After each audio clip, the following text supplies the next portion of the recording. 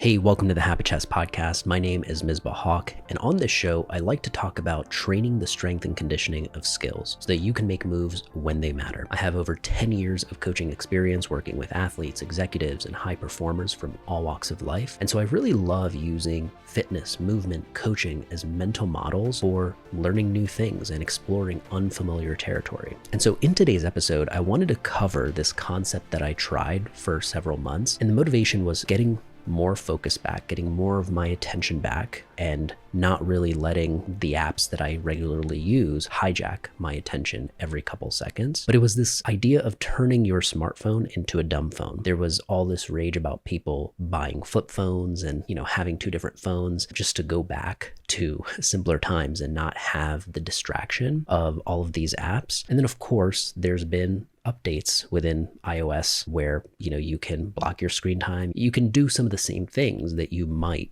with the blank app or these app blockers natively in the iPhone. There's still this one thing missing though that I'm surprised none of these apps have actually embedded into their functionality, which is being able to have a counter for how many times you try to access that app. So for example, I chose, I believe it was Instagram, YouTube Studio, and my email for a little while. And so those three apps were ones that as soon as I would exit and close out the app, before you know it, like within a few minutes, I'm back in my email. And it was to a degree where it was becoming very subconscious. So what the blank app does is it makes you take 3 deep breaths in order to unlock the app and use it. And even when you unlock it, you got to give it, okay, for 1 minute, 5 minutes, 10 minutes, how long am I going to use it? And I can't tell you, I know it sounds simple, like, oh yeah, you'll just breathe through it and blow past, the lock there, but you won't, because the amount of times that I was probably running into this prompt where it's like, oh, time to breathe. I was like, it was hitting me that I was back in trying to access one of these apps that I was not even conscious of. And so the feature that I really wished that was available is how many times did I even try to access it? And how many times did I actually breathe through and get past it? And how many times did I just decide, you know what, not worth it? Which is kind of the intention of the app, right? It's like when you don't feel like taking the 3 deep breaths and realizing, I don't really want to use this that bad, it deters you. Because I know it sounds fast, right? Like, oh, just take 3 deep breaths. But when you are doing it subconsciously, you kind of snap out of it in that moment when it hits you with that prompt where you're like, what am I doing back here again? And I used this during a period when I was wrapping up my book, Pod Mahal, where I really, really wanted to, not be influenced by a bunch of other stuff. I didn't want to in consumption mode. I wanted to be in full-on creation mode. And I wanted to share some of the things that I felt like I was missing out on, because I do think that's an underspoken topic when you decide, hey, I'm gonna go off of social media, I'm taking the app off my phone, or I'm blocking this app on my phone. It's like, what are the things that actually come with that? Because I noticed an enormous, FOMO, like not being on Instagram, not being able to see any DMs that are maybe coming through, not being able to just post. I wasn't posting during that time period either. And so there's this enormous FOMO that comes into play. And then the other thing I noticed, of course, there's workarounds, right? So it's like the YouTube Studio. I could go onto my laptop or my iPad and I could look at YouTube Studio and what my stats are. But I found a lot of the time that I just didn't feel like doing it. Like not taking the deep breaths and kind of moving back to whatever I was doing, distracted me from even accessing the app. And so I did find it useful in that regard. It was pretty annoying during certain phases where I needed my email to reply really quickly to something, but I can't get into my email because I've locked myself out or whatever.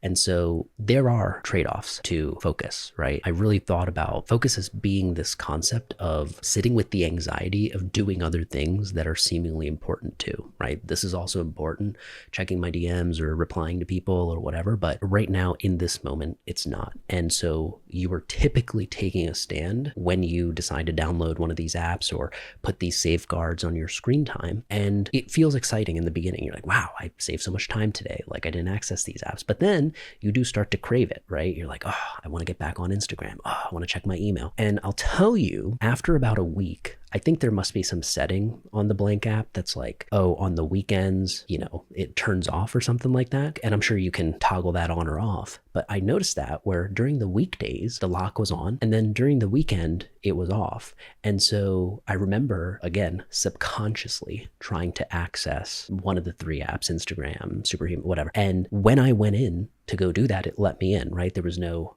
breathing required. And so as soon as it was available, trust me, like I was back in and out of YouTube Studio. I was refreshing. I was in it, right? It wasn't as strong as before I maybe used the blank app. It was a little less. But then what happened was after another couple weeks, let's say I turned it off. I turned the blank app off completely. So now all these apps are back on my phone.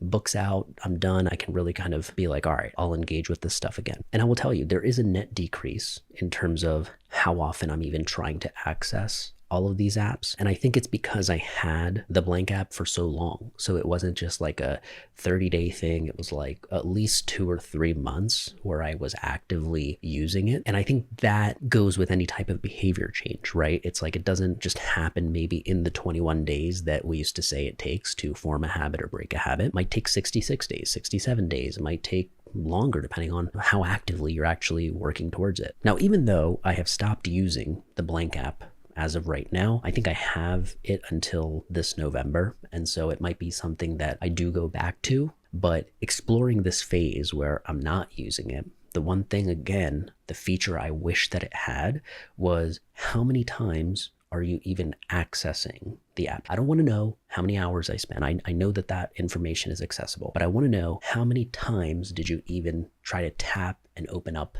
the app, because I feel like a lot of us are very unaware of how many times we do that. I think there was a stat years ago that came out around the frequency of how often we look at our phone. And I believe it's like we pick up our phone once every 12 minutes at least. And that I think is being generous. This was a long, long time ago. And so now I bet you it's even more frequent. And I've just found that every notification is an opportunity to pull you out of the context that you were focusing on. So just like context switching, it's very expensive for the brain, right? To go from this tab to that tab, this type of task to that type of task. The New York Times app is an example. I get notifications on my watch, on my phone. It's literally endless. And there's so many every single day that it's one of those things where even if it's for a second or 2 seconds, you read the headline of whatever it is, it can be enough to lose your train of thought, to pull you out of the flow that you worked so hard to get into. So if you're in that position, I think that the blank app can be a very useful tool, or even using just the native screen time blocking type of app. It's just that I know it's easy to get through, right? You're like, oh yeah, I know I've hit my limit, but I'll just, break right through this. Versus for whatever reason, those 3 breaths and how they're not just like fast breaths, they're like, you really got to take your time with it. It's like, it's enough to make your brain go, nope, don't want to do this. And then you leave. So the one feature I do wish that all of these apps, whether it's blank app or iOS or whoever, they eventually add some kind of counter that's like, oh, Facebook, you try to open it this many times, Instagram this many times, your email app this many times. That would be a very, very nice metric to be able to see, because sometimes it's even more detailed than the hours that you're spending on there. It's almost about how many times did you escape or try to escape what the moment, what you were doing or what you were focusing on, and dive into another moment into one of these apps. And so to know how many times that is happening, I think it would be scary to find out, to be honest. But I do think that data is worth knowing. And if anybody builds that, that would be awesome to be able to see at some point in the future. But the one thing I did want to arm you with is the feelings that come with choosing to do this. Simple things you won't notice until it happens, where you're like, oh, this person always sends me, memes and things like that. And I can't see that now, right? Until I log in. Of course, you can develop your own variations of your rules. Like, oh, from this time to that time, the app is blocked, and then it's available, I can go on. And I think the one final note that I want to give on this, because I'm not just plugging or reviewing or endorsing the blank app altogether, it's the function that it is helping to serve. And so one of the fascinating things is this, imagine this technology of being able to limit your screen time or even analyze how much time you've spent on which app. This is an example of a new solution to a new problem. Like, this problem wasn't created until a new solution like the iPhone helped kind of create these new problems, right? I think we're entering an era of there's going to be so much volume coming at us in terms of advertising, content, you name it, that being able to protect your focus, protect your attention is going to be well worth some of these solutions and giving them a shot. So I hope this was useful. If you're in a position where you're exploring something like this, make sure to sign up for the Habit Chess newsletter in the description below. But I appreciate you hanging out and taking the time. Make sure to reach out if you want to get in touch. I always love hearing from people who listen to the show. You can reach out to hi@habitchess.com. Thanks so much again for hanging out, and I will see you on the next one.